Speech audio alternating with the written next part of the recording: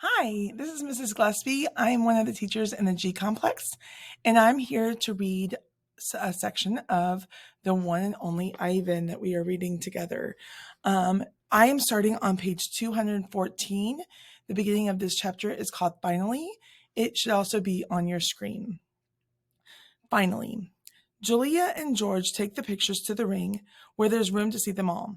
An hour passes as they try to assemble my puzzle. Ruby's awake now, and she and Bob and I watch.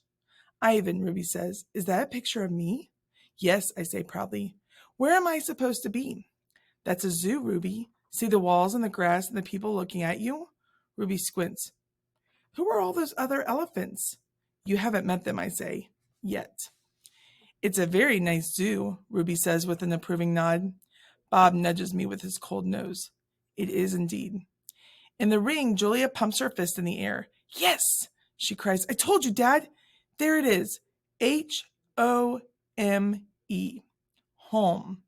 George gazes at the letters. He spins around to look at me. Maybe it's just a coincidence, Jules. You know, a once-in-a-trillion kind of thing. Like that old saying about the chimp and the typewriter. Give him long enough and he'll write a novel. I make a grumbling noise.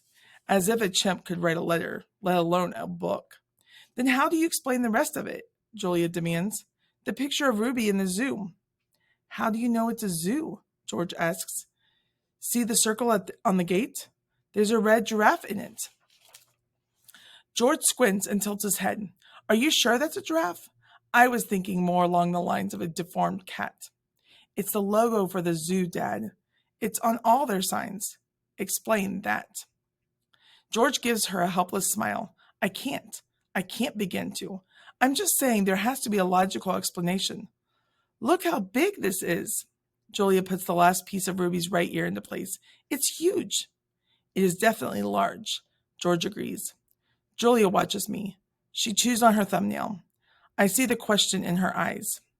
She turns back to the paintings and stares at them. Looking. Truly looking. A slow smile dawns on Julia's face. Dad, she says, I have an idea. A big idea. Julia races around the edge of my painting, her arms spread wide. Billboard big. I'm not following you. I think this is meant to be on a billboard. That's what Ivan wants. George crosses his arms over his chest. What Ivan wants, he repeats slowly. And you know this because you two have been chatting? Because I'm an artist and he's an artist. Uh-huh, says George. Julia clasps her hands together. Come on, Dad. I'm begging you. George shakes his head. No, I'm not doing that. No billboard. No way. I'll get the ladder, Julia says. You get the glue. I know it's dark out, but the billboard's lit. Mac'll fire me, Jules. Julia considers. But think of the publicity, Dad. Everybody would know about Ruby. You want me to put up a sign that shows Ruby in a zoo with the word home on it in giant letters? George gestures toward my pictures. A sign, incidentally, that just happens to have been made by a gorilla? Exactly. And you want me to do it without Mac's permission? George asks. Exactly. No, George says. No way. Julia goes to the edge of the ring, careful not to step on any of my paintings. She picks up Mac's claw stick. She walks back and hands it to her father. George runs a finger along the blade. She's just a baby, Dad. Don't you want to help her? But how would it help, Jules? Even if lots of people see Ivan's sign, it doesn't mean anything's going to change.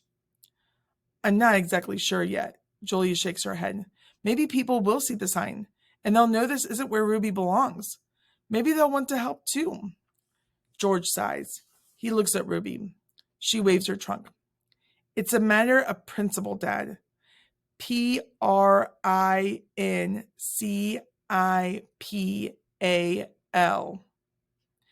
L-E, George corrects. Dad, Julia says softly, what if Ruby ends up like Stella? George looks at me, at Ruby, at Julia. He drops the claw stick. The ladder, he says quietly, is in the storage locker. Now I'm on page 221 in our book, It's called The Next Morning. I watch Mac's car slam to a halt in the parking lot. He leaps out. He stares at the billboard. His jaw is open. He doesn't move for a long time.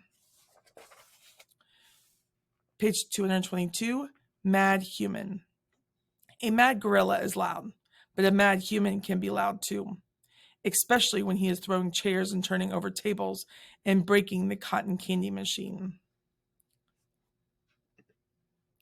Page 223, phone call. Mac is kicking a trash can across the food court when the phone rings. He answers it, red-faced and sweating. "What the?" he demands. He glares at me. "I don't know what you're," he starts to say, but then he stops to listen. "Who? Julia who?" he asks. "Oh, sure, George's kid. She's the one who called you?" More talking. With the phone to his ear, Mac comes closer to my cage, eyeing me suspiciously.